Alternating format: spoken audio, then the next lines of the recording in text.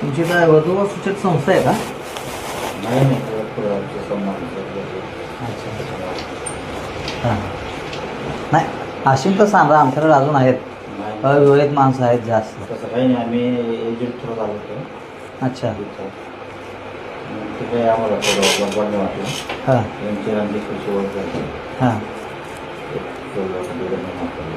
अच्छा आम्ही साखर हां ते पैशांचं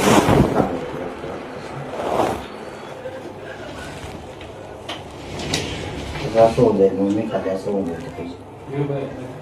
मी 2-4 दिवसापासून तुम्हाला नाही घेत आम्ही 17 बरोबर ते तुझ्याकडून ते थोडी थोडी किरकोळ 1000-2000 घेण्यासाठी तो तर काही सांगत तू नकोच बनणार तुम्हाला तुला पहिलेच बोललो तसं ना तुम्ही तुला प्रत्येक वेळेस सांभाळून घेतलं. तुला तू माहिती का थोडी अंगावर एक मनीषा घातला नाही सोन्याचा. आता ते ऐकून गेला, तिची मावशी आली, तिच्या मावशी लगेच ओळखले डुप्लिकेट आहे सगळं. तिने घसून पाहिलं आज ना उद्या लिहितील की त्यांनी कुठं जाते सोनं सोनं. आता मी तिथं समोर विचारलं तर ते म्हणे हा ओरिजिनल आहे.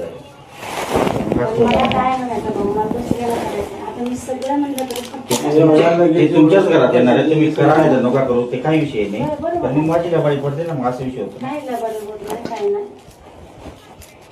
आणि मी तुम्हाला महिन्यापासून गेले आपलं फोनवर बोलणं तेवढंच चालतं. 50च म्हणलं नाही मी तुला बोलत 70 म्हणलं होतं. मी म्हणलं नाही 70 होत नाही का नाही, तू नाही बोलले मी करता होत नाही. बोललेली आहे मी तुम्हाला 50. चेतन काय म्हणला होतो मी चेतनला अजून मी फोन लावतो, अजून मी माझ्या लक्षात फोन लाव.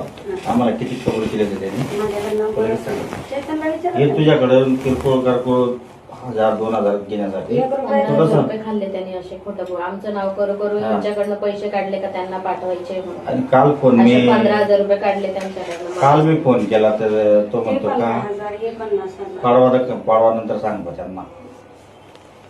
आणि आम्हाला कोणालाच 1 रुपया पण दिलेला नव्हता त्यांनी. तुम्हाला सगळ्याला माहिती. तुम्ही आता पाहुणे नातेरोधी तुम्हीच ऍडजस्ट बनवून घ्या आता बाकी तुम्ही ऍडजस्ट केलं एवढं मग एवढं केलं ऍडजस्ट. आता नाही करू शकत तुम्ही तसं मत. आता तिच्या आईने ती काय म्हणते हां मी तुझं रेंट खाल्लं हां किती बी केलं शेवटी पैसा वाईट नाही करतो. तर पहिलेच मम्मीचं मामाचं पटत नाही जास्त. नाही आम्ही तर दुसऱ्या येत